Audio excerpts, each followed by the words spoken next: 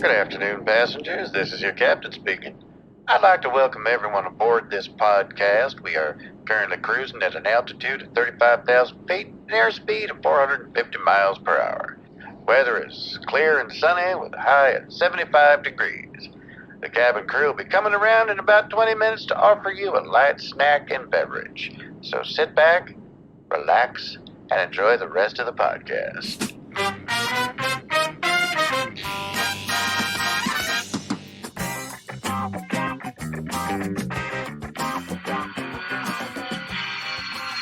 Hello, everybody, and welcome aboard Pilot Error. I'm Tom Feeney, writer for Wings Job Movie Magazine. You may know me from such podcasts as The Deep Dive Podcast, The Deep Dive Microcast, Mysteries of the Deep, and Hollywood Hype. But this is Pilot Error, where we look at TV shows that went belly up before their time. Slot.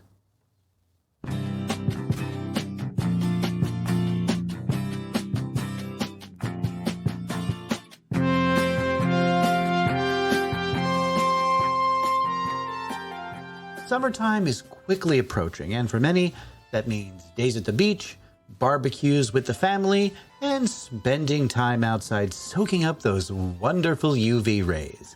Responsibly, of course. Now, if you are of a certain age, summer also meant something else. Reruns. Yeah, well, I saw it on a rerun. What's a rerun? Well, I'm glad you asked. Rerun is an ancient word meaning we're running the same TV show again and again and again. From May through September, the major networks had to find ways to fill airtime while the shows they aired were between seasons. So shows would be rerun in their regularly scheduled time slot until either new episodes were ready to premiere or a different show took its place on the schedule.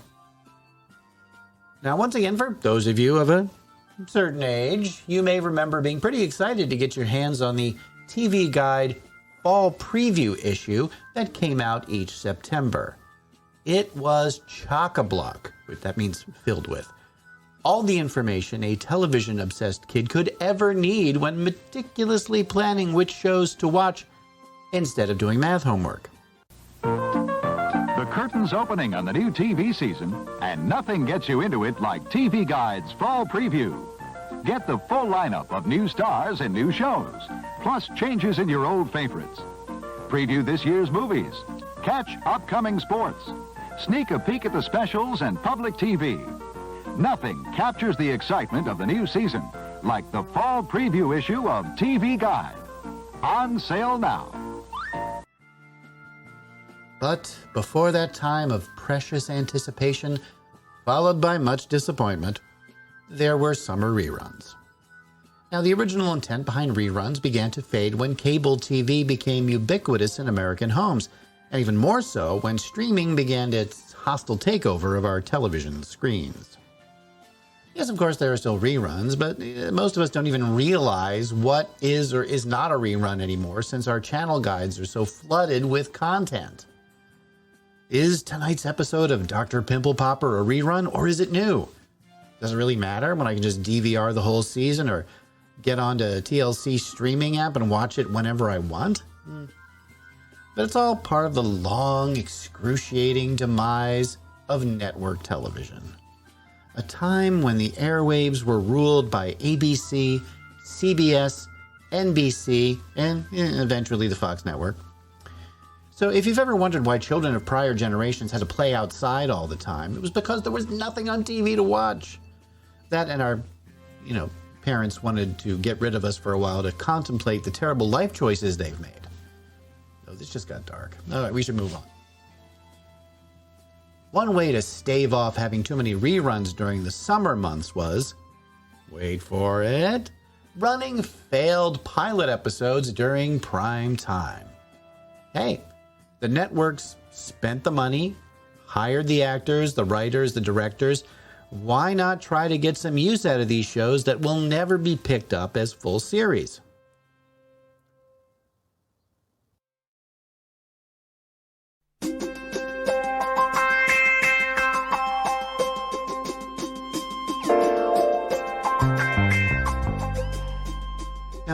This was a practice that had been going on for decades.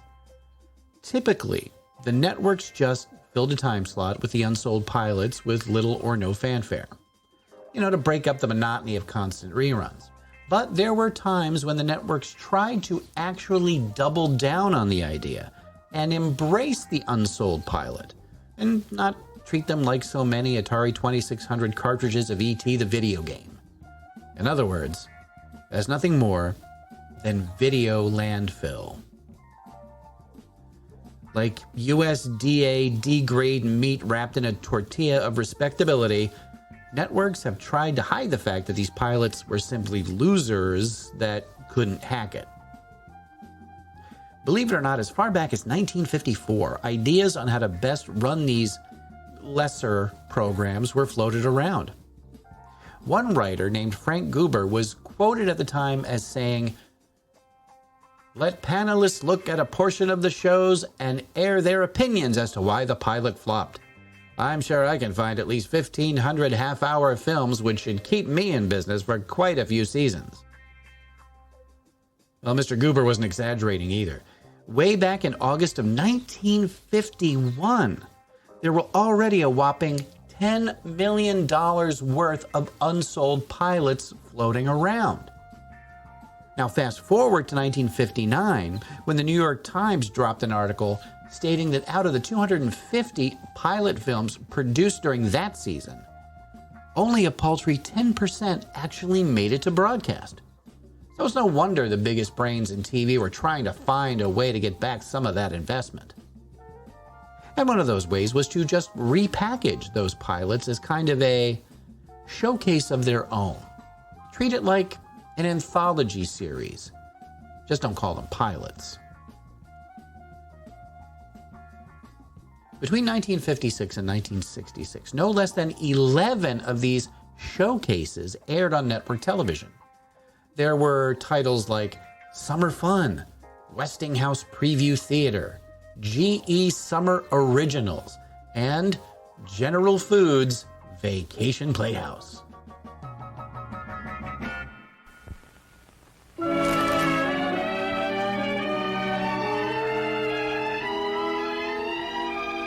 General Foods Vacation Playhouse, starring Wilfred Hyde White and Susie Parker. Brought to you by Gaines Prime, the beefy dog food in a packet. Tang, the instant breakfast drink. Good Ground Maxwell House coffee. All fine products of General Foods.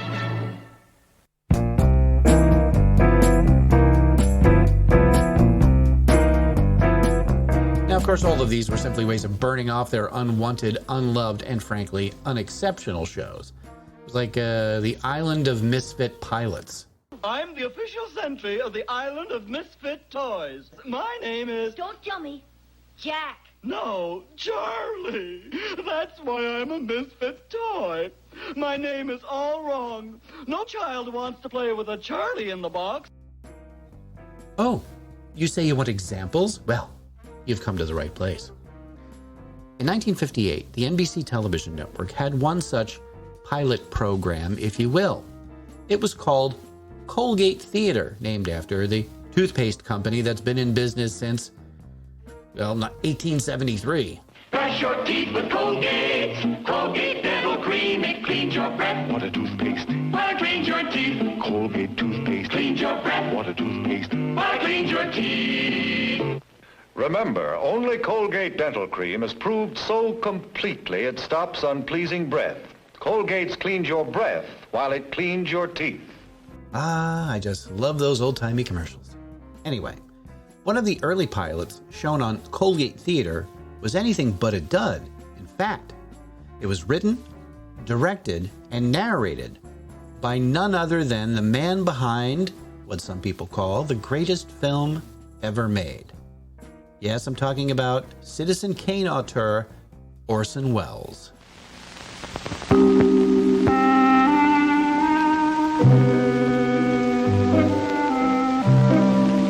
Orson Welles speaking. How would you like to stay just as young as you are, not to grow a day older for the next 200 years? No, I'm not plugging some new miracle cosmetic. The question is actually faced by the characters in our story, 2 men and a girl. The eternal triangle plus eternal youth equals a wacky little romance, which will bring you, if we may, in just a few seconds. I hope you'll enjoy it.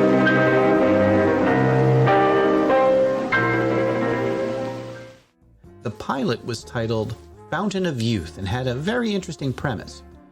A newlywed couple is gifted an elixir that can grant only one of them with 200 years of youth and vitality. But who gave them the elixir? And what is their endgame? Now, by all accounts, Fountain of Youth was a fantastic pilot. Critics praised the entire production, especially the unique use of still images along with the moving actors. So, why wasn't it picked up as a series?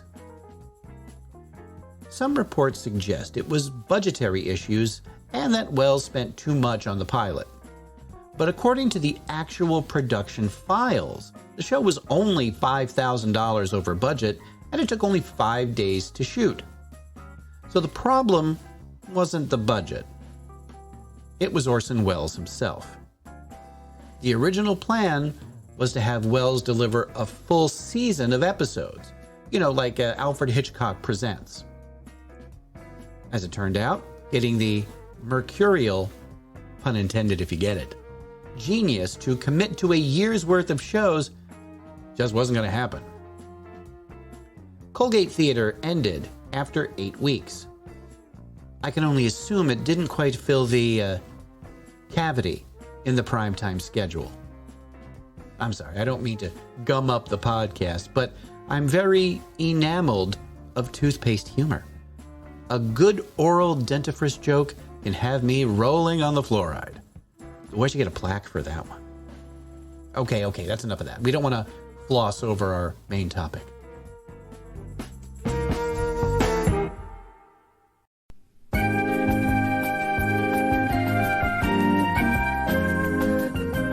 Now, the longest-running unsold pilot series aired on CBS for 5 summer seasons, from 1963 to 1967. Alternately called Summer Playhouse and Vacation Playhouse, most of what aired were half-hour sitcoms, including a very strange one called Sybil about a, brace yourself, wood nymph, yes, I said wood nymph, who was sent to Earth and charged with doing 100 good deeds to make up for her vanity.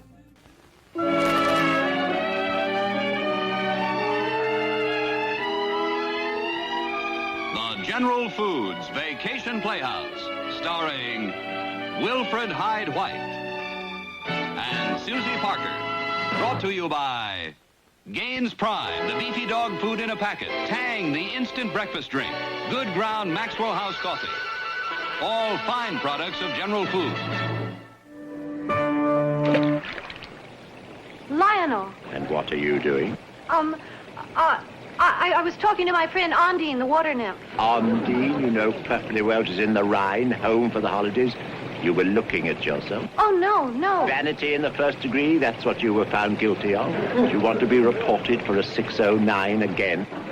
No, I wasn't. I was only looking at my dress. Look, my gossamer doesn't hang right. I think you look lovely. Do I really? Stop that. How long will I have to remain on Earth, Lionel? Until you perform the number of good deeds stipulated in your sentence. Of course, it all depends on my report. You will turn in a nice report on me, won't you, Lionel? No, none of that, Sybil. The sooner you begin, my dear, the sooner you return to Cluny Mora. Come along, we must hurry. Come along. Yikes. Anyway, the 1970s and 80s were also filled with summer showcase series, including Just for Laughs on ABC, Comedy Theater / Comedy Time, and the one that I remember watching as a kid, the return of CBS Summer Playhouse. Summer vacation just wouldn't be the same without your personal invitation to Television City in Hollywood for the CBS Summer Playhouse. During the next hour, share with us a world television premiere chosen especially for your family's viewing enjoyment. So grab a seat, butter the popcorn, lean back and relax, because here comes the CBS Summer Playhouse. For 3 seasons, from 1987 to 1989, the Tiffany Network again presented an anthology of unsold pilots for public perusal. Of course, they were uniformly terrible. So the pilots included Sons of Guns, with Kenneth McMillan as a car salesman whose 3 sons worked for him. There's Infiltrator with Scott Bakula from one of those NCI, CSR, I don't know, one of those shows, as a scientist who gains superhuman abilities thanks to a, quote, molecular teleportation accident. Wasn't that Quantum Leap? No, all right. Oh, there was one called Sniff with Batman's Robert Wuhl as a reporter whose dog is exceptionally talented at helping him. Yeah. There was Outpost, about a police officer on a distant space colony.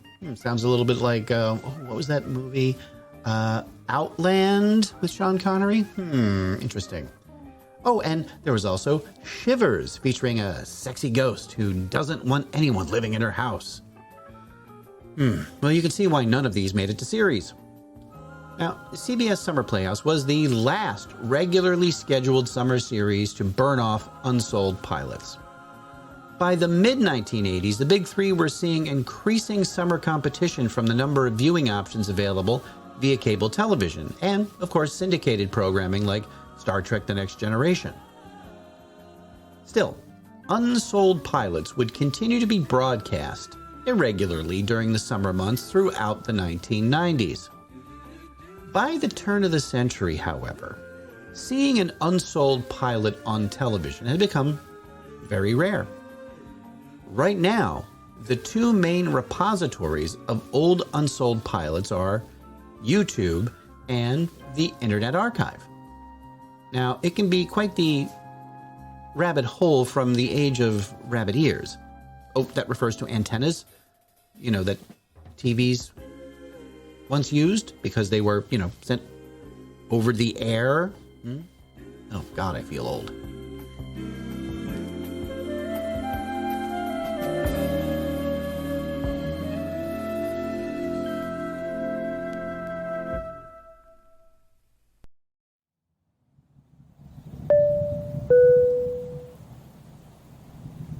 Ladies and gentlemen, this podcast has just been cleared to land. As we start our descent, please make sure your seat backs and tray tables are in their full upright position.